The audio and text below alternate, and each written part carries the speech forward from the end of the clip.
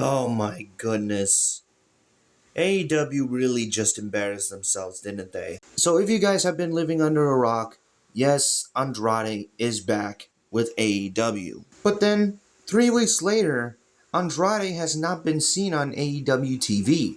Why is that? Well, earlier today, as of this recording, this story came out. And this story is what I'm about to talk about in this video. Apparently, Andrade has a 90-day non-compete clause when he was fired by WWE. Now, you're probably wondering, why does he have a non-compete clause when nothing was said about Andrade's release? So I'm going to read this article from the Takedown on Sports Illustrated. Andrade El Idolo made his return to All Elite Wrestling on the October 1st edition of Dynamite, but he has not been seen on television since. His sudden disappearance is strange for a number of reasons, not least of which was the lack of concrete information available as to why there has been no follow-up to his attack on Kenny Omega or any update on his status with the Don Callis family. And that's not from a lack of trying. Sean Ross Sapp of Fightful Select has reached out to multiple sources close to Andrade and AEW, but hasn't received many answers as to what's going on with him. Sources that spoke to Andrade in the last week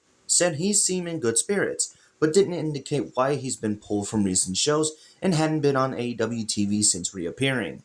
Things have been exceedingly quiet. Sean Ross Sapp was able to confirm that Andrade has signed a full-time contract with All Elite Wrestling, marking the start of his second stint with the company. His sudden absence was something that at least one person told Fightful wasn't seen as AEW or Andrade's specific fault, but no further details were provided on the matter. The Wrestling Observer's Brian Alvarez has also checked in on the Andrade's status with AEW, and he came back with an interesting bit of news. Apparently, something is up involving his WWE non-compete.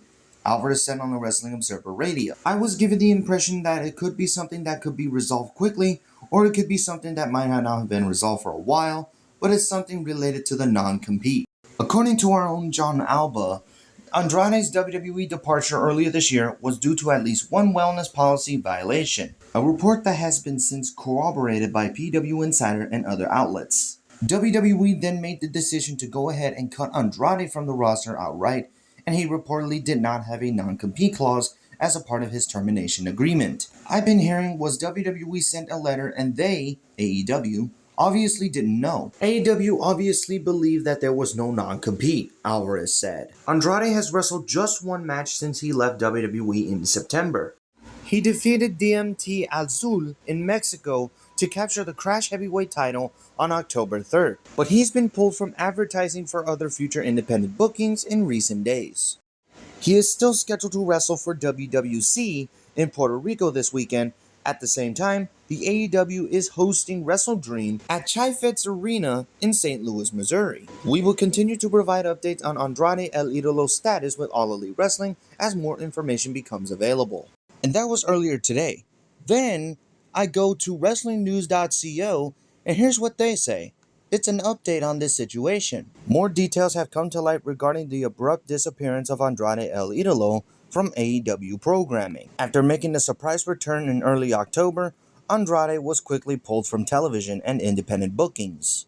PWInsider.com reports that the word making its way in lucha circles today is that Andrade could be kept out of the ring 1 year by WWE contractually due to his breach in his WWE deal when he was terminated. A new report from Fightful Select has shed light on the situation, revealing that WWE has sent a cease and desist letter to AEW, indicating that Andrade was still under contract to them for a 90-day period following his release. According to the Fightful report, the cease and desist from WWE came as a surprise to many, including those who within AEW and WWE themselves. Sources familiar with the situation told Fightful that they did not believe the fault lay with either AEW or Andrade. The prevailing belief, even among WWE staff and roster members, was that Andrade had been outright fired and was a free agent with no additional time left on his deal.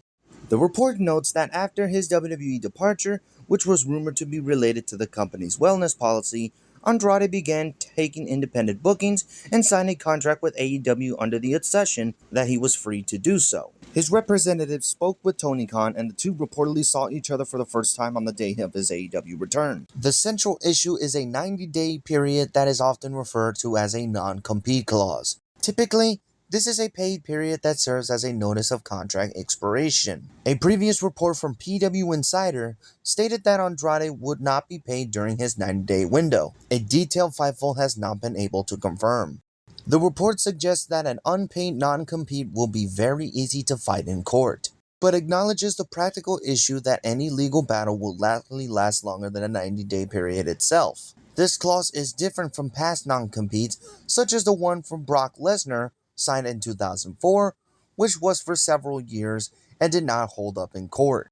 Andrade's unforeseen absence had a direct impact on AEW's creative plans. The report states that his unavailability affected immediate plans for both AEW Dynamite and the Wrestle Dream pay-per-view. However, AEW sources indicated that there's no bad blood towards Andrade over the situation. The working plan is still for him to compete in AEW once the contract issue is fully resolved. A source close to Andrade also told Fightful that he was in good spirits this week despite the circumstances and was keeping the matter quiet. Andrade's 90-day non-compete period is expected to conclude in early January 2026, at which point he should be cleared to make his full-time return to AEW programming. That is, if the 90 days stay intact as it is right now. His return in October saw him align with the Don Callis family, and his absence has led the storyline to be paused. And as of right now, Sports Illustrated actually gave us an update on this situation. And it's literally happening as I'm doing this video. So we go back to Sports Illustrated as they say, the takedown on Sports Illustrated noted earlier that Andrade was dealing with a potential non-compete situation regarding his WWE exit. In an updated report, the Wrestling Observer states that the TKO has 1-year non-compete clauses that trigger when a talent is fired for cause of breach of contract. It is believed that this could be the situation Andrade is currently dealing with. So then we actually have Tony Khan himself commenting on Andrade's situation. AEW founder Tony Khan held a conference call on Thursday afternoon to talk about the upcoming AEW Wrestle Dream pay-per-view, and the takedown on Sports Illustrated was offered the first question. Khan was asked about where Andrade's situation currently stands. Well, I would echo sentiments I had said at AEW World in 2023 when Andrade initially left a few years ago, and I would say that I had a ton of respect for Andrade El Idolo. I think he's an amazing wrestler, and I think when he left in 2023, it was on a very high note, Khan said. Just to reiterate everything I said at his departure a few years ago. And I still feel that way, and I think Andrade is a great wrestler, and I'm excited to see what's next for him, and I will leave it at that.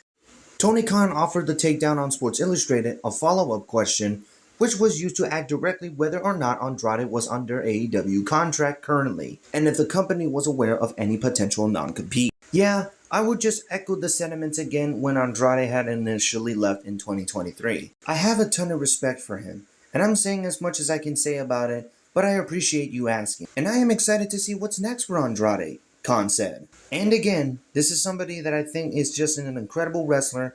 I really enjoyed working with him in the past, and I'm excited to see what's next for him. Well, guess what, Tony Khan? Let me tell you right now. You and AEW are an embarrassment. Y'all didn't know that WWE had a 90-day non-compete clause for Andrade. And I would even admit it myself. I didn't know that Andrade had a 90-day non-compete clause. I don't think anybody did. But now that TKO made this new thing of non-compete clause for 1 year, Andrade can't even be on AEW TV anymore. Andrade wasn't even released via budget cuts. He was only released because he violated a wellness policy. But now that AEW has Andrade back, and they were going to do something big with Andrade, apparently, they can't even use Andrade until next year. But what do you guys think of this situation? Who do you think is to blame here? Let me know in the comments below. Thank you guys for watching. Like, comment, subscribe, tap the notification bell for more videos, follow me on Twitter at EthansToyShow, and I'll see you in the next one.